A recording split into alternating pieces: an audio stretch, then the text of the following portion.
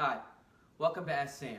Today we're going to talk about death certificates, what's on them, and what you'll need them for.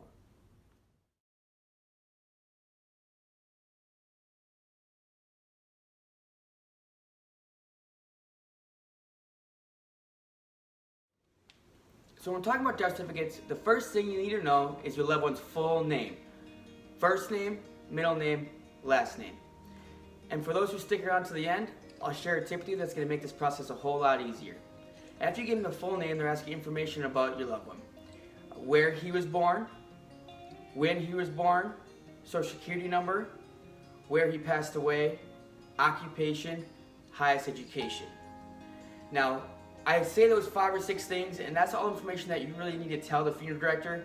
They should have the rest of the information there for you. And again, make sure he runs over that information, a draft of the full death certificate, so when you get the final draft, there's no corrections and you can get it the first one and it's right.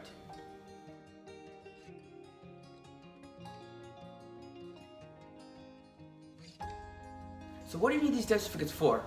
In all reality, a death certificate is an act of this person's signature. Unfortunately, because they're not there to sign what needs to be signed, providing the third party a death certificate is an act of this person's signature.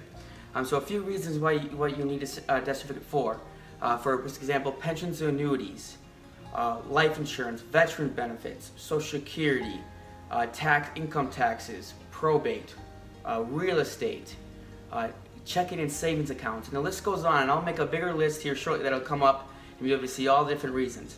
But in all reality, each person is going to have a different count of what you'll need. It just depends on that person's portfolio, whether he has 3 boats, or he has 4 bank accounts, or 2 cars, or whatever the situation is where you got transfer or close out. To have that signature, you're going to need to provide that third party death certificate. And your funeral director should be knowledgeable about the subject, and you should be able to get an accurate count of how many you'll need. I always tell my families to get an extra 3 or 4 more than you think, because it's a lot easier to have them on hand than it is to have to go to apply it to the county and wait 2-3 days to be able to supply it to your third party, whatever.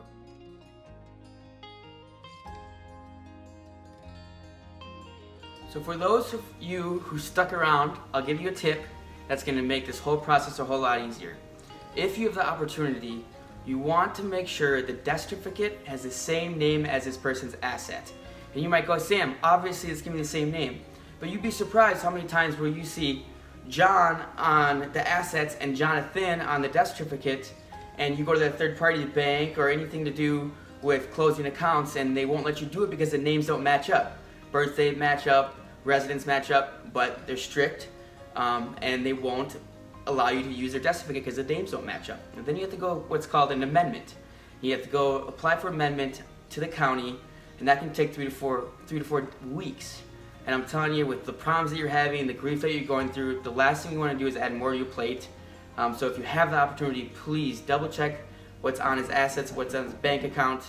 Thank you guys for listening, and I hope this video brought value to you. If you have any questions, you can always contact me. Information's below.